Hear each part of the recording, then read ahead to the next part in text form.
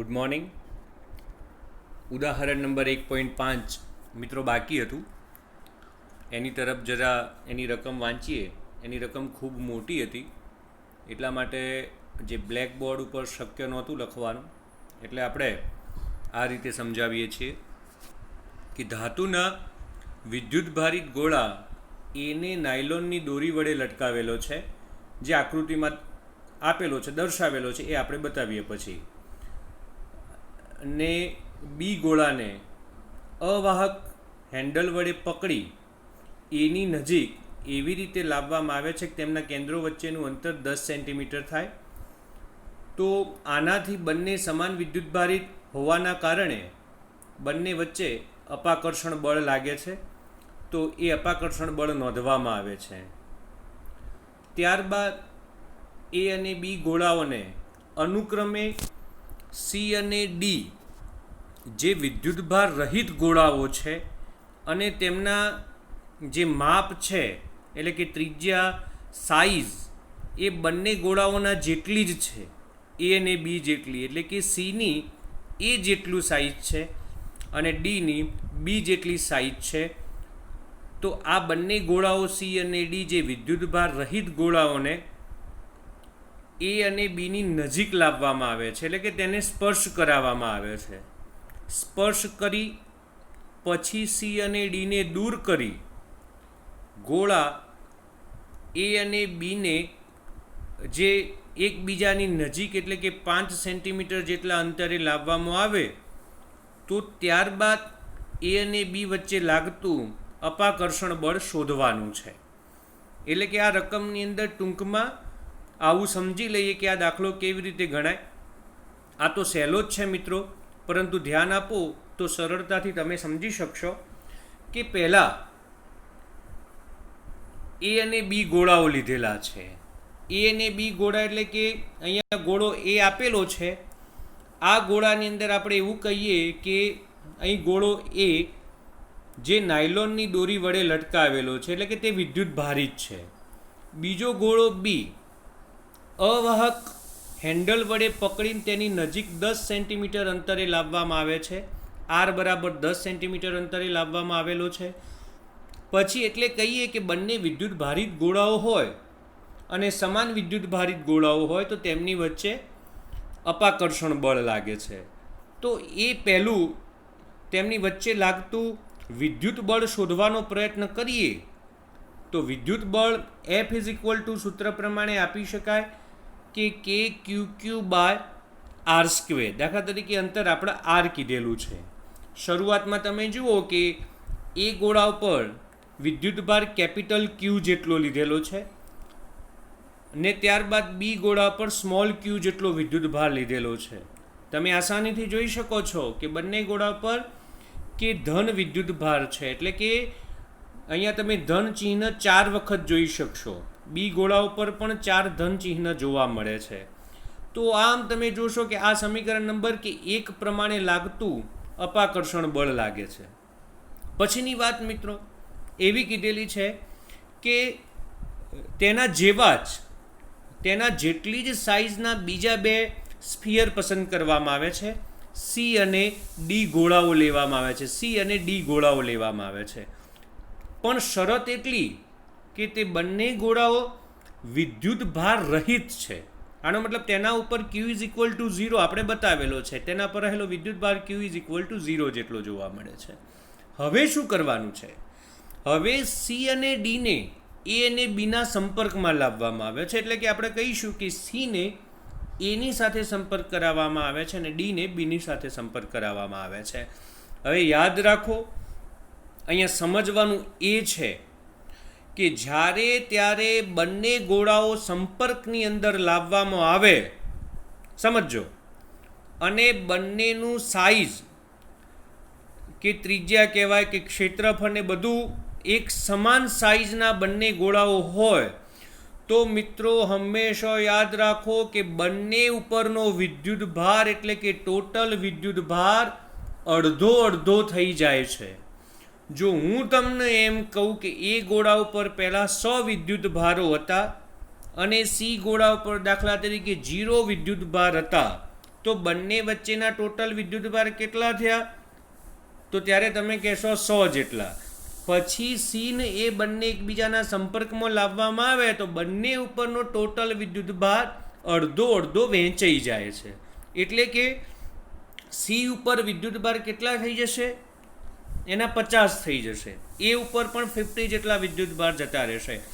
તો આમ તમે યાદ રાખજો કે જો હું તમને એમ કહું કે એ ગોળા ઉપર પણ 100 વિદ્યુતભાર હતા, પછી સી ગોળા ઉપર પણ 100 વિદ્યુતભાર હતા, પછી બંને સંપર્કમાં લાવવામાં આવ્યા તો ટોટલ વિદ્યુતભાર કેટલા થયા? પછી ટોટલ 200 થયા.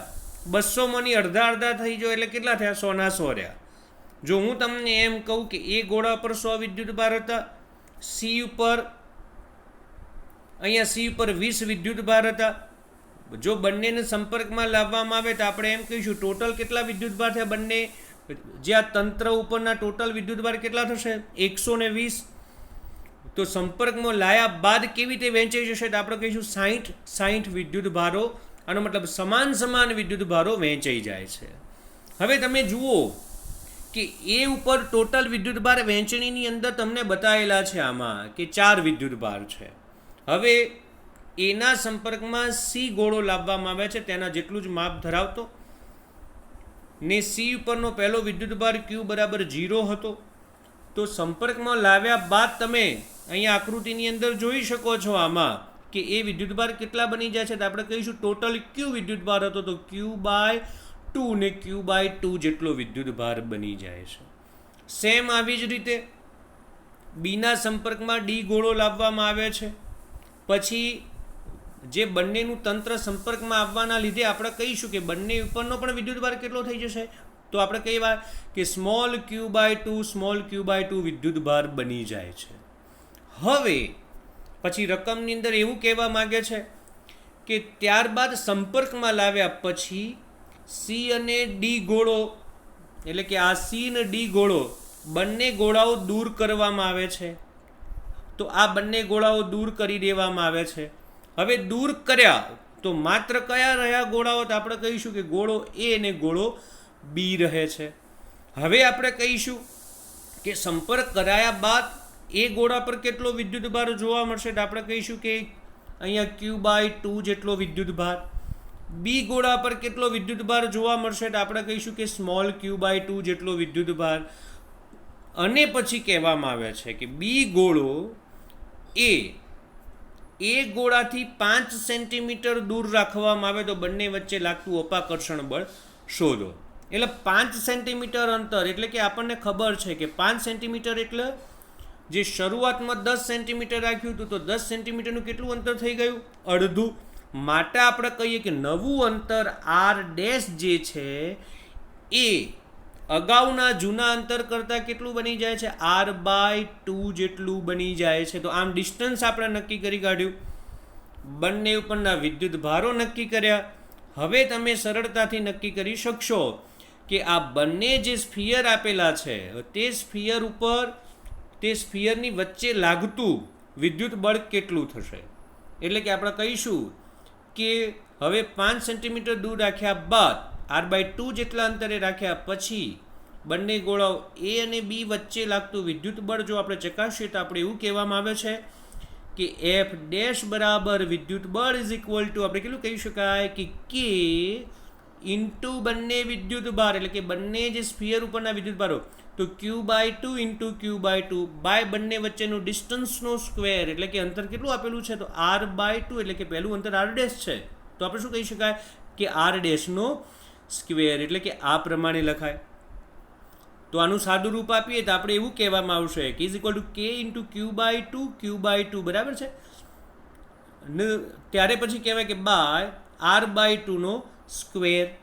હવે જો આપણે જે છૂટું પાડીને સાદું રૂપ આપીએ તો આપણે એવું કહેવામાં આવે છે કે Q into small q by બંનેના છેદમાં 2 દુના 4 નીચે આવતા રહ્યા.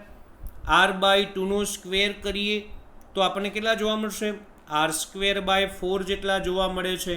જ્યાં તમે એવું કહેશો કે 4 ઇઝ આ કેન્સલ તો ત્યારબાદ છેલ્લું બળ કેટલું જોવા મળ્યું? F' બરાબર આપણે કહીશું કે KQQ બાય આર સ્ક્વેર, જે બળ કે સમીકરણ નંબર કે જે પહેલા સમીકરણમાં આપેલું બળ જે આપેલું છે કે ક્યુ બાય આર સ્ક્વેરના જેટલું જ જોવા મળે છે. એટલે કે આપણે ત્યારે કહીશું કે બંને ગોળા સંપર્કમાં લાવ્યા પછી પણ જે આ બંને સ્ફિયરો વચ્ચે લાગતું વિદ્યુત બળ પહેલાંના વિદ્યુત બળ જેટલું જ લાગે છે. એટલે કે F dash is equal to f જેટલું જ વિદ્યુત બળ લાગે છે. તો આ મિત્રો, તો આ એક સહેલું જ ઉદાહરણ હતું 1.5. આના જેવા જ તમે બીજા દાખલાઓ પણ તમે જાતે ગણી શકો છો. પછી તમે અત્યારે ઘરે બેઠા છો તો આપણા ભૌતિક વિજ્ઞાનની અંદર જે દાખલાઓની જેટલી પ્રેક્ટિસ થાય તેટલી ઓછી છે. હવે તમે જુઓ કે જુદા જુદા પાઠ્યપુસ્તકની અંદરથી અથવા તો કોઈ પણ કે દાખલા તરીકે જુદા જુદા કોઈ બુક આપેલી હોય, એ બુકની અંદરથી તમે કે આ થિયરી ઉપર આધારિત MCQ પણ તમે શોધી શકો છો. આના ઉપર આધારિત MCQ પણ આવતા હોય છે. તો આવી રીતે જો આ સમજેલા હશો તો સરળતાથી બધા દાખલા તમે શીખી શકશો અને ગણી શકશો. પછી એક બીજી વાત એવી છે કે આ બધા જ દાખલાઓ તમે તમારા જે ચોપડાની અંદર લખવાનું રાખજો, લખીને એને તૈયાર કરવાનું પણ રાખજો. હવે પછી મળીશું નવા દાખલાની સાથે. Thank you very much.